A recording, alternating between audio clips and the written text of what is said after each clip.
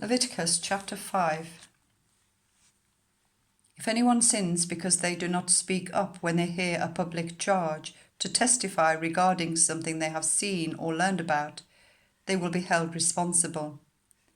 Or if anyone unwittingly touches anything ceremonially unclean, whether the carcass of an unclean animal, wild or domestic, or of any unclean creature that moves along the ground, and they are unaware that they have become unclean, but then they come to realize their guilt, or if they touch human uncleanness, anything that would make them unclean, even though they are unaware of it, but then they learn of it and realize their guilt, or if anyone thoughtlessly takes an oath to do anything, whether good or evil, in any matter one might carelessly swear about, even though they are unaware of it, but then they learn of it and realize their guilt.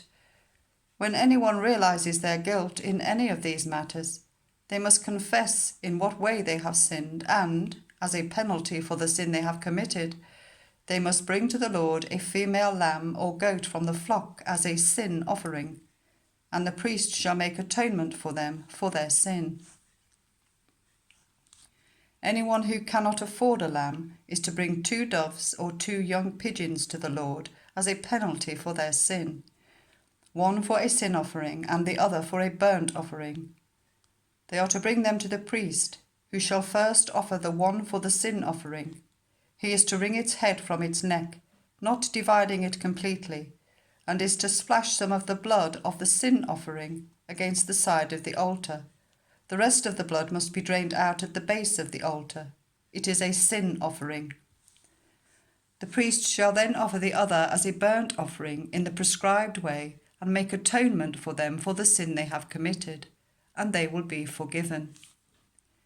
If, however, they cannot afford 2 doves or 2 young pigeons, they are to bring as an offering for their sins 1/10 of an ephah of the finest flour for a sin offering. They must not put oil or incense on it, because it is a sin offering. They are to bring it to the priest, who shall take a handful of it as a memorial portion and burn it on the altar on top of the food offerings presented to the Lord. It is a sin offering. In this way, the priest will make atonement for them for any of these sins they have committed, and they will be forgiven. The rest of the offering will belong to the priest, as in the case of the grain offering. The Lord said to Moses, "When anyone is unfaithful to the Lord by sinning unintentionally in regard to any of the Lord's holy things, they are to bring to the Lord as a penalty a ram from the flock, one without defect and of the proper value in silver, according to the sanctuary shekel. It is a guilt offering. They must make restitution for what they have failed to do in regard to the holy things, pay an additional penalty of 1/5 of its value, and give it all to the priest. The priest will make atonement for them with the ram as a guilt offering, and they will be forgiven.